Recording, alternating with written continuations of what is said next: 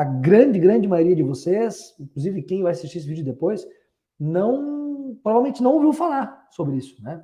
Eu vou quebrar alguns tabus muito importantes sobre a questão do investimento no consórcio, principalmente. E quando eu falo quebrar tabus, olha, isso é muito bom, porque às vezes, né, a gente deixa de ganhar dinheiro, deixa de oportunizar rendimentos, deixa de aproveitar por si só as oportunidades, justamente porque tem um entendimento não tão adequado sobre essa questão da contemplação, né? Ou seja, fica ali muitas vezes preso a uma falsa necessidade de pressa na contemplação, acha que uma pressa na contemplação é justamente o segredo. Olha, o melhor consórcio é que ele contempla rápido. Então hoje a gente vai falar justamente sobre isso, para quebrar esses tabus, quebrar esses paradigmas. Vamos então o seguinte, ó, o primeiro assunto é o seguinte: quais são as formas de uso de um consórcio? Já indo muito direto ao ponto. Basicamente, são 4 grandes conceitos, né? Existem mais formas de uso, mas vamos lá. 4 grandes conceitos.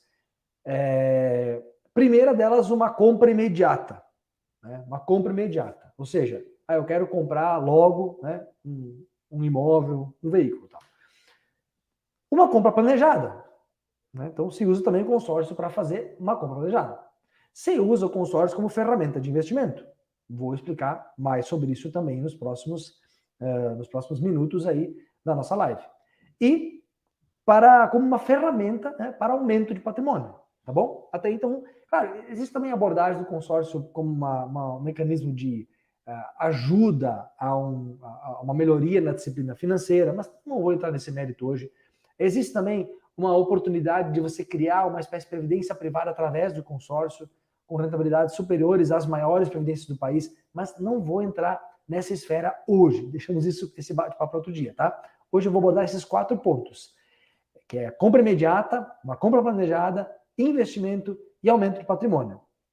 Né? Quem acompanha meu conteúdo há mais tempo vê que eu falo muito de investimento e aumento de patrimônio, que é justamente o ponto central do nosso método. Mas hoje vamos falar um pouquinho mais sobre esses outros dessas sistemáticas que estão mais relacionadas à compra de um imóvel, de um veículo como um todo, tá bom? E qual é que é o primeiro ponto que eu quero trazer para vocês? Qual é que é o principal erro quando a maioria das pessoas falam de consórcio, como elas olham para o consórcio, como que elas abordam? O principal erro é justamente já fazer procurar um consórcio para uma compra imediata. E não entender da grandeza, quer dizer, da grandeza das possibilidades que ele te traz numa compra planejada, da grandeza das possibilidades que ele traz em investimento e da grandeza que traz as possibilidades de aumento de patrimônio. Então, as pessoas procuram, eu quero comprar um apartamento, eu vou lá, vejo financiamento, eu não tenho dinheiro para comprar à vista, vou lá, procuro um consórcio.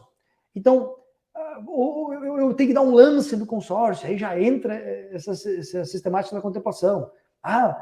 Só vale a pena porque se eu tiver um dinheiro para dar um lance e contemplar logo, ou seja, tudo isso está sempre voltado a uma compra imediata.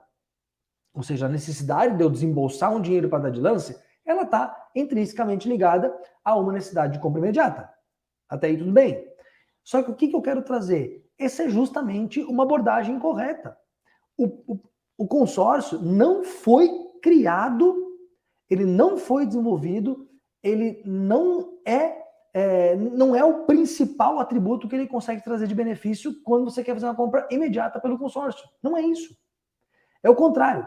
Então, as pessoas procuram o consórcio para uma compra imediata, ele vai atender em alguns poucos casos, na grande maioria dos casos, ele não vai te atender para uma compra imediata. Você tem que dar um lance, eventualmente já passou a assembleia, você tem que esperar um mês até virar a assembleia. Então, não é o melhor modelo para uma compra imediata. É o contrário. Ele é o pior modelo, talvez, para uma compra imediata. Aí, por exemplo, assim, uma carta já contemplada, que é muito mais parecida a um financiamento do que a um consórcio, propriamente dito, uma carta já contemplada, é uma bela solução para uma compra imediata. Agora, se entrar num consórcio para comprar esse mesmo imóvel, não é o mais adequado. E sim uma compra planejada. Bom, e aí numa compra planejada, eu posso sim, eventualmente, estudar uma possibilidade de contemplação em 3 meses, em 6 meses, em 1 ano, em 2 anos. uma compra planejada para os próximos 5 anos. Bom, aí a gente vai entrar numa esfera de várias possibilidades, de acordo com a necessidade de conceito de cada um. Então, esse é o primeiro ponto que eu quero trazer. Parece óbvio o que eu estou dizendo, né?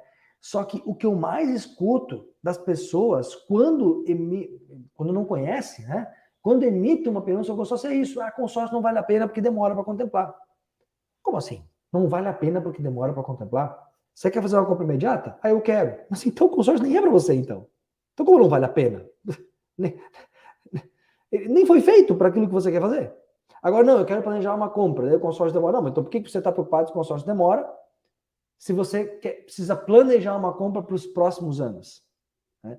E esse é o ponto principal. E aqui tem já também uma questão de disrupção, que é o seguinte, quando a gente passa para uma outra esfera de uso do consórcio, que é a do método ERSA, que é o consórcio voltado para investimento, vira completamente o sentido da coisa.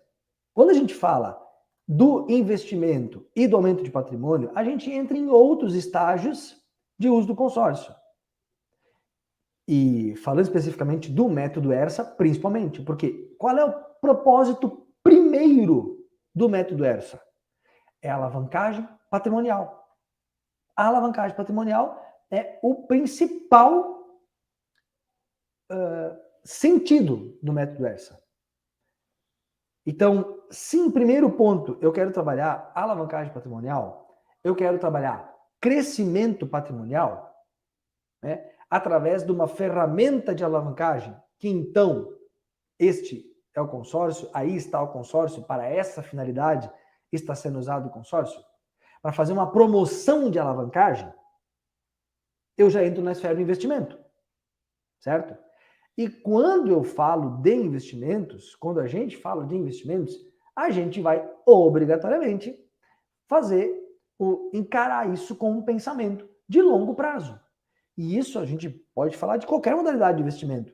Para a gente ter sucesso, construir uma renda passiva, construir um processo de alavancagem, seja pelo consórcio, seja por qualquer outra modalidade de investimento, nós vamos precisar olhar no longo prazo, olhar para um processo de longo prazo.